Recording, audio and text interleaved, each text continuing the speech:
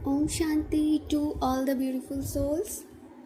आज 14 मई 2025 की ये मुरली है। मुरली का सार है, मीठे बच्चे अभी तुम संगम पर हो।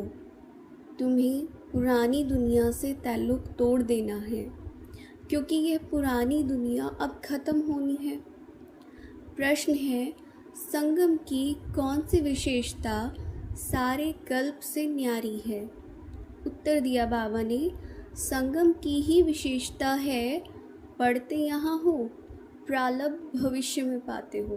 कि आप संगम पर पढ़ते हो, उसके बाद भविष्य पद यानी सतयुग में जो आप जाएंगे वो इस पढ़ाई के बेस पे होगा।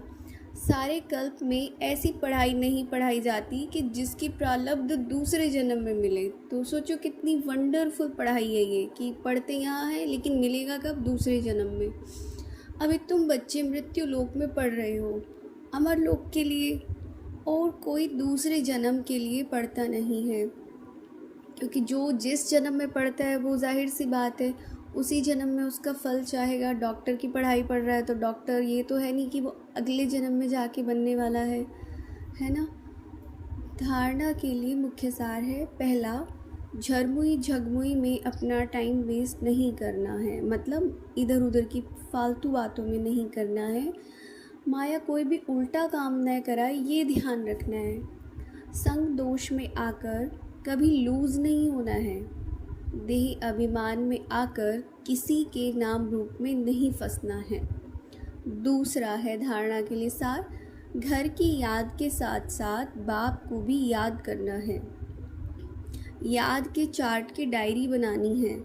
नोट करना है कि हमने सारे दिन में क्या क्या किया, कितना समय बाप की याद में रहे। तो डायरी के अंदर पॉइंट्स भी बता दिए कि क्या क्या किया और कितना टाइम बाप की याद में रहे। ये आपको आज धारण करना है। अभी सब आत्माएं ये महसूस करेंगी कि परम पिता शिव परमात्मा का वरदानी हाथ मेरे सिर पर है और बाबा वरदान देते हुए हमें कह रहे हैं, नम्रता रूपी कवच द्वारा व्यर्थ के रावण को जलाने वाले सच्चे स्नेही सहयोगी भव।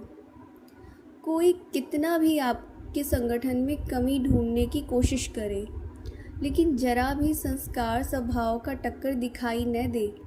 अगर कोई गाली भी दे, इंसल्ट भी करे, आप सेंट बन जाओ, आप संत बन जाओ।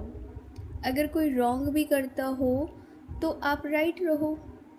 कोई टक्कर लेता है तो भी आप उसे स्नेह का पानी दो। यह क्यों, ऐसा क्यों, ये संकल्प करके आग पर तेल नहीं डालो। नम्रता का कवच पहन कर रहो। जहाँ नम्रता होगी वहाँ स्नेह और सहयोग भी अवश्य होगा। तो कहने का मतलब ये है कि नम्र रहना है हमें, नम्र चित्त। स्लोगन है आज का, मेरेपन की अनेक हद की भावनाएं एक मेरे बाबा में समा दो। अच्छा, आज का अव्यक्त इशारा है, रूहानी रॉयल्टी और प्योरिटी की पर्सनालिटी धारण करो। अब कैसे करेंगे? रूहानी रॉयल्टी का फाउंडेशन संपूर्ण पवित्रता है। तो अपने से पूछो कि रूहानी रॉयल्टी की झलक और फलक आपके रूप व चरित्र से हर एक को अनुभव होती है।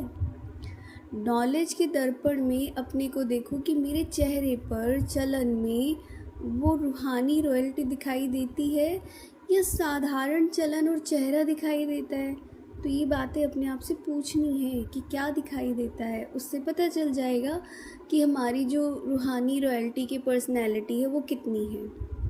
अच्छा, ओम शांति।